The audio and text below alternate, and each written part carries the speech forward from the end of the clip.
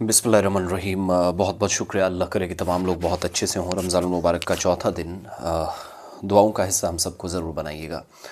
साथियों, टीचर्स के लिए, असातिज़ा के लिए, इंस्ट्रक्टर्स के लिए शिक्षा मित्रा जिनको कहा जाता है, जो मुख्तलिफ़ रियासतों और यूटीज़ के अंदर फार्मूला अपनाया गया है, और उत्तर प्रदेश जो बड़े सूबों में से एक है, वहाँ पर जहाँ 70 से ज़्यादा ज़िले हैं, वहाँ एक फ़ैसला कुछ साल पहले लिया गया था कि शिक्षा मित्रास और जो इंस्ट्रक्टर्स हैं वो लगाए जाएंगे अलग अलग जगहों पर, और वक्त गुजरने के साथ साथ इनकी तनख्वाहें कैसे बढ़ाई जाएंगी।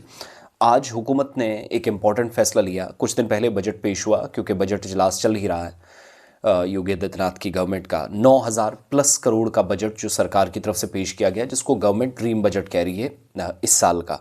लेकिन ख़ास बात यह है कि इस बजट में जो सबसे अच्छी चीज़ हमें लगी, जितने भी मुतवस्त तबके के अलावा जितने वो लोग थे जिनका कलीदी किरदार है मुख्तलिफ़ जगहों पर मुख्तलिफ़ सेक्टर्स को ऊपर लाने में, फोकस इस बार वो रहे हैं।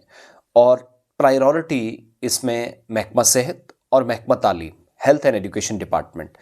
हेल्थ में जो काम करने वाले लोग थे, जो अलग अलग जगहों पर सिर्फ मदद करते हैं, जैसे यहाँ आयाज़ हैं, बाकी तमाम लोग हैं, उनकी हेल्थ स्कीम्स को इम्प्लीमेंट करने के लिए मदद ली जाती है। एक तो उनकी तनख्वाह वहाँ पर बढ़ाई गई, जिनकी 18,000 प्लस कर दी गई। साथ जो दूसरा और इम्पॉर्टेंट फ़ैसला हुआ वो शिक्षा मित्राज के लिए हुआ।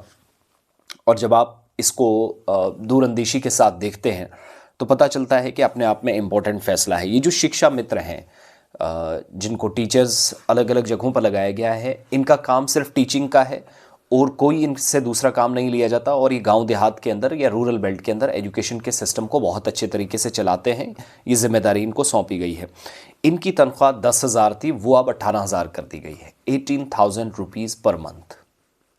ये प्रायोरिटी में इसलिए, ये ख़बर मैं इसलिए प्रायोरिटी पे आपके सामने रख रहा हूँ, या मुझे अच्छी इसलिए लगी कि जैसे जम्मू कश्मीर में सीजनल टीचर्स हैं, जैसे जम्मू कश्मीर के अंदर कॉन्ट्रैक्ट बेस्ड टीचर्स हैं, बाकी मुलाजमीन हैं जो बहुत कम तनख्वाह पे, मीगर अमाउंट पे बड़े कई बरसों से हुकूमत की नज़रअंदाजी का, या जो आप कह सकते हैं कि कोई हिकमत अमली वाज़ेह नहीं थी, तो उसका शिकार हुए हैं और काम कर रहे हैं। लेकिन एक तो ये, तो दूसरा जो जिनका मानदेय बढ़ाया गया, जो तनख्वाह बढ़ाई गई, वो इंस्ट्रक्टर्स की, इनका 17,000 रुपये किया गया।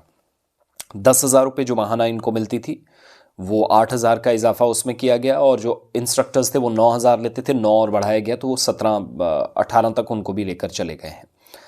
और कुल मिलाकर इस वक्त भी पूरे उत्तर प्रदेश के अंदर 1.5 लाख से ज़्यादा ये शिक्षा मित्र हैं, काम कर रहे हैं।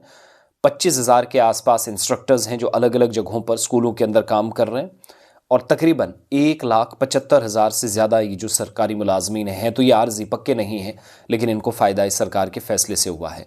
2017 में बीजेपी सरकार जब बनी तो उसके बाद पहली बढ़ोतरी की गई। 28,000 से ज़्यादा जो इंस्ट्रक्टर्स उस वक्त थे, कुछ को बाद में तब्दील किया गया, जहाँ खाली पोस्ट थी वहाँ फिल किया गया। और 2014-15 में उस वक्त सरकार ने इन तमाम लोगों को, कुछ एक लोग थे जो इनमें से जहाँ जहाँ पोस्ट खाली थी, जब समाजवादी पार्टी की सरकार थी तो बहुत सारे लोगों को पक्का किया गया। तकरीबन जो उस वक्त की जानकारी है, 10,000 प्लस लोगों को परमानेंट किया गया। 5 लाख रुपए का इनको कौशल जो कैशलेस इलाज है वो भी मिलता है सरकार की तरफ से। और काफ़ी वक्त से मांग थी इनको पक्का किया जाए, अगरचे वो नहीं हुआ, लेकिन माली तौर पर सरकार ने इनको जो है वो बेहतर करने की कोशिश की है। और 2,382 करोड़ रुपए का बजट जो है वो सीएम सरकार के मुताबिक कंपोजिट जो स्कूल्स हैं उनको दिया गया है, जिसमें इन टीचर्स को भी है।